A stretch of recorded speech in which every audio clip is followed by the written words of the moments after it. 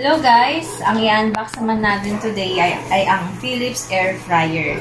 Binili ko ito nung September 9, nung Lazada sale. So, like nung Tefal juicer natin, Lazada Pay din natin ginamit.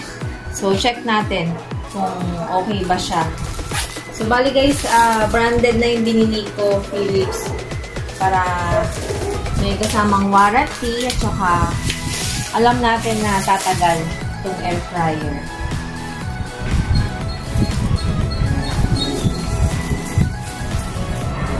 So, naka-same din sa juicer. Walang bubble wrap. Naka-ganito din siya. So, sana okay ang loob. So, guys, pag bibili kayo ng mga gamit, sa sale tayo bumili dahil talagang ang laki ng difference niya. So, sayang din. Naka-discount din ako ng 1,000 plus dito eh.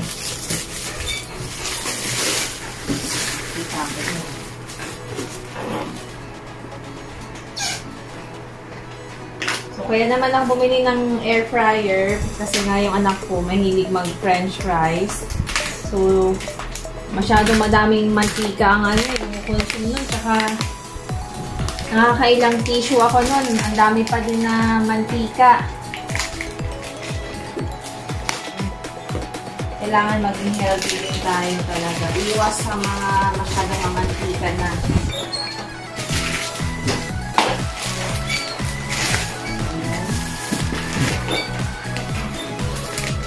Color white yung binili ko kasi dahil gusto ko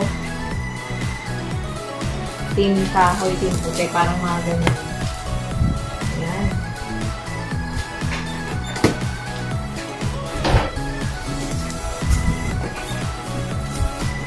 So, may kasama siyang manual. Ayan.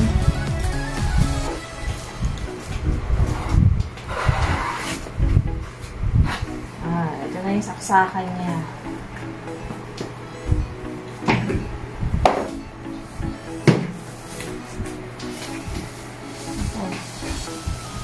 Pala na ito. Teka. Tanggalin mo yung sounds nito.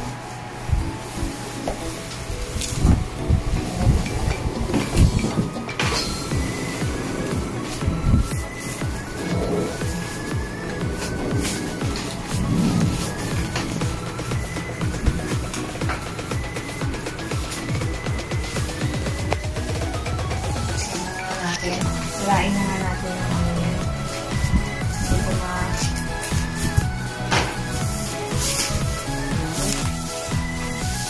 Wow. Ang bilis lang dumating nito. Pagka-order ko nung September 9, dumating na siya nung September 12. Ay, 11 pala. Ayan. So, ang ganda.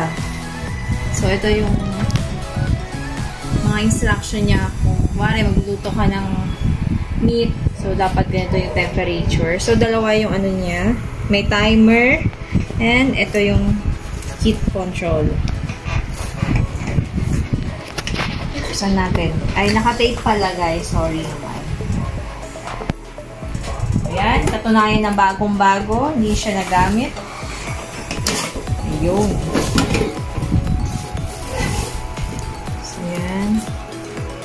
Maliit lang pala.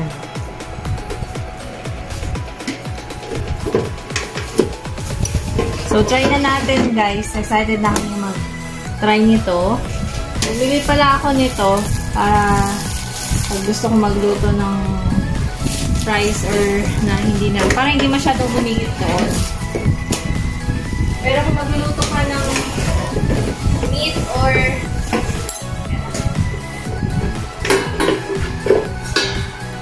pero kung magluluto kayo ng meat or ng mamantika talaga siya, hindi mo na kailangan maglagyan ng ganito para ma-drain yung mantika dito. Pero kung mga dry naman siya na hindi nag-ano ng mga oily, gumamit nito. So, try natin. So, magluluto tayo ng puset. Try natin gamitin yung air fryer. So, naka-marinate na rin ito. So, balikan ko kayo tapos na siya. Okay, cut. Pero tuloy-tuloy pa rin. Hanggang sa magamit natin. Ayun lang, wala naman ano, script. Ha? Tama ka dyan.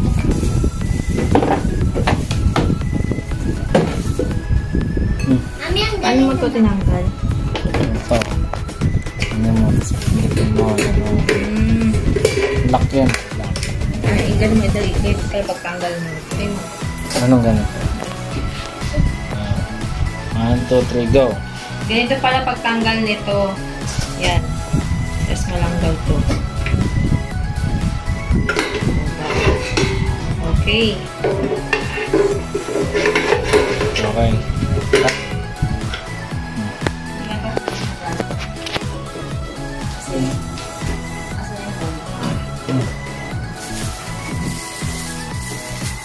Let's check kung gumagana.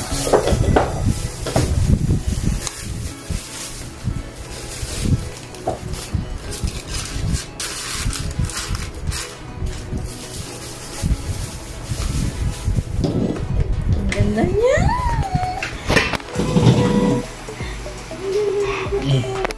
Ayan na. Kasya ba yung dalawa?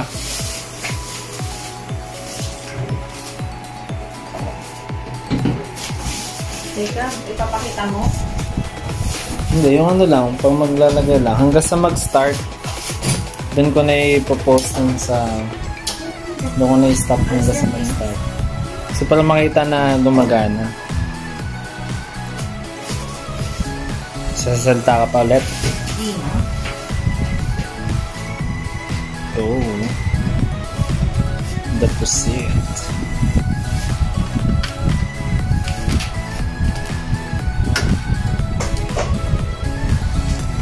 Isa lang pala. Flash na siya dito. Kabila.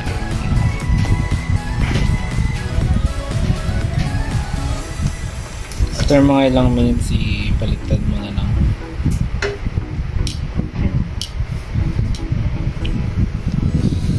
Ito na guys, ang puset ni Aiza. Let's go. Sabi dito. Fish. Sa fish ba siya? Sabi niya sa meat. Meat, di naman yan meat.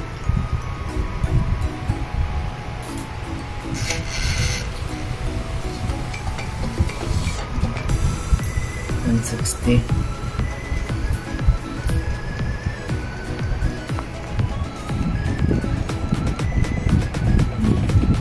Sinunod namin to guys. 25 minutes. 20 minutes na nakalagay eh. Tagtala natin. 25 minutes. And 160 lang. Sa fish eh. Okay. It's working. Thank you guys. Ito na guys, ang puset ni Aiza. Ayan, video mo. Ito. So, ayun guys, okay na. So, kayo nang bahala guys sa temperature kasi syempre first time natin gamitin to kaya hindi pa natin masyadong alam kung ano ba yung tamang temperature dito. So, kaya yung iba nito is isunog. So, at least alam na natin ngayon kung paano siya gamitin. So, maganda siyang gamitin talaga. Ayan. Ito na yung finish Wow. na niluto natin. Ayan, ang pusit. Tapos, samahan mo ng garlic rice. Wow. At sili na may toyo. So, yun. Thanks for watching. Bye-bye.